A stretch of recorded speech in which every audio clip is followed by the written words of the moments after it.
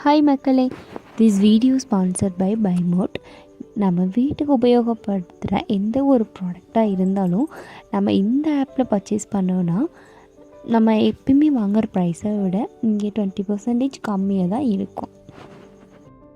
நீங்களும் ட்ரை பண்ணி பாருங்கள், கண்டிப்பாக உங்களுக்கு யூஸ்ஃபுல்லாக இருக்கும். ஆப்போட லிங்க் டிஸ்கிரிப்ஷனில் இருக்குது, செக் பண்ணி பார்த்துக்கோங்க. நம்ம இன்றைக்கி பார்க்க போகிறது செயின் ஸ்டிச். வாங்க எப்படி பண்ணலான்னு பார்க்கலாம். நான் எப்பவும் போல் லைன் ட்ரா பண்ணியிருக்கேன். அந்த லைன்லேருந்து ஸ்டார்டிங் பாயிண்டில் த்ரெட் எடுத்துட்டு அதே இடத்துல தான் திருப்பி நீடில் இன்சர்ட் பண்ணுறேன். இன்சர்ட் பண்ணும்போது நான் ஃபுல் த்ரெட்டையும் கீழே விடாமல் என் கையில் கொஞ்சம் த்ரெட்டை பிடிச்சி வச்சுருக்கேன். அப்படி பிடிச்சி வைக்கும்போது நம்மளுக்கு ஒரு லூப் மாதிரி க்ரியேட் ஆகுது.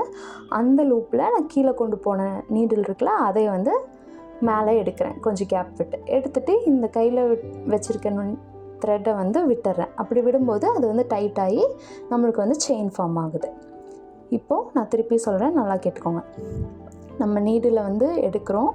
எடுத்துகிட்டு திருப்பி அதே இடத்துல அந்த நீடில் இன்சர்ட் பண்ணுறோம். இன்சர்ட் பண்ணும்போது ஃபுல் த்ரெட்டையும் கீழே விடாமல் கொஞ்சம் கையில் பிடிச்சி வச்சுருக்கோம். பிடிச்சி வச்சுட்டு நம்ம ப்ரீவியஸாக பண்ண ஸ்டிச்லேருந்து கொஞ்சம் தள்ளி இந்த த்ரெட்டை எடுக்கிறோம். அந்த லூப் வழியாக எடுத்து டைட் பண்ணுறோம். இப்போ நம்ம மேலே எடுக்கும்போது நம்ம கையில் இருக்கிற லூப்பை விட்டுடுறோம். அவ்வளோதான். நான் சொல்கிறது உங்களுக்கு கஷ்டமாக இருக்கலாம், பட் நீங்கள் பார்த்தீங்கன்னா உங்களுக்கு ரொம்ப ஈஸியாக புரியும். இதில் நிறைய சைஸஸ் இருக்குது. நீங்கள் சைஸ் அப்படி டிஃபர் பண்ணோம் அப்படின்னா, நீங்கள் இந்த நீடில் இந்த லூப் வழியாக எடுக்கிறீங்களா, அந்த பார்ட் வரும்போது நீங்கள் எடுக்க போகிற நீடில் கொஞ்சம் ஃப்ரண்ட் தள்ளி எடுத்துக்கலாம். இவ்வளோ கேப் விடணுன்ற அவசியம் கிடையாது. நான் இப்போ இந்த ஸ்டிச் பண்ணுறேன் பார்த்தீங்களா, ஃபஸ்ட்டு பண்ண ஸ்டிச் ரொம்ப லாங்காக கேப் வச்சு எடுத்தேன். ஆனால் இப்போ பண்ணுற ஸ்டிச் கொஞ்சம் கேப் கம்மி பண்ணிட்டு வரேன். இதே மாதிரி தான் நீங்கள் உங்களோட ப்ராஜெக்ட்டுக்கு தகுந்த மாதிரி தான் இந்த ஸ்டிச்சை இம்ப்ளிமெண்ட் பண்ணும்.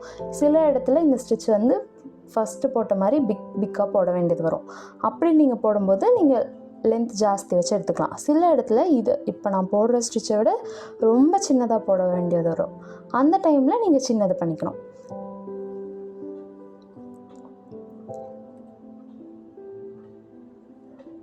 இதில் உங்களுக்கு என்ன டவுட் இருந்தாலும் நீங்கள் எனக்கு டெக்ஸ்ட் பண்ணி கால் பண்ணி கேட்கலாம். நான் உங்களுக்கு ரிப்ளை பண்ணுவேன்.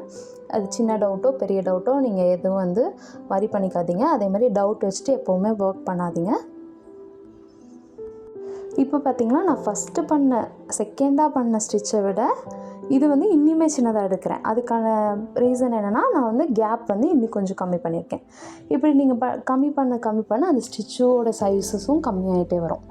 இது உங்களோட ப்ராஜெக்ட் தகுந்த மாதிரி நீங்கள் இம்ப்ளிமெண்ட் பண்ண கற்றுக்கணும்.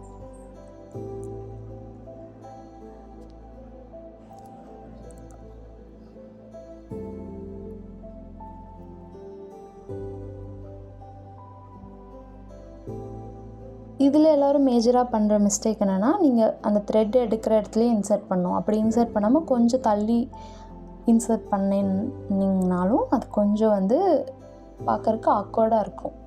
அதனால் நீங்கள் எந்த இடத்துல த்ரெட் எடுக்கிறீங்களோ அதே இடத்துல இன்சர்ட் பண்ணுங்கள்.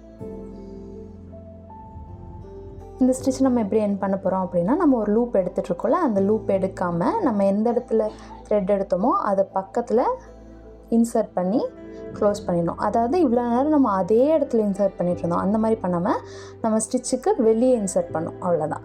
இதில் எண்ட் நாட் போட்டு முடிச்சுருங்க. நம்ம அசைன்மெண்ட் எப்பவும் போல் 14 சென்டிமீட்டர் அசைன்மெண்ட் பண்ணிடுங்க. அவ்வளோதான். பாய்.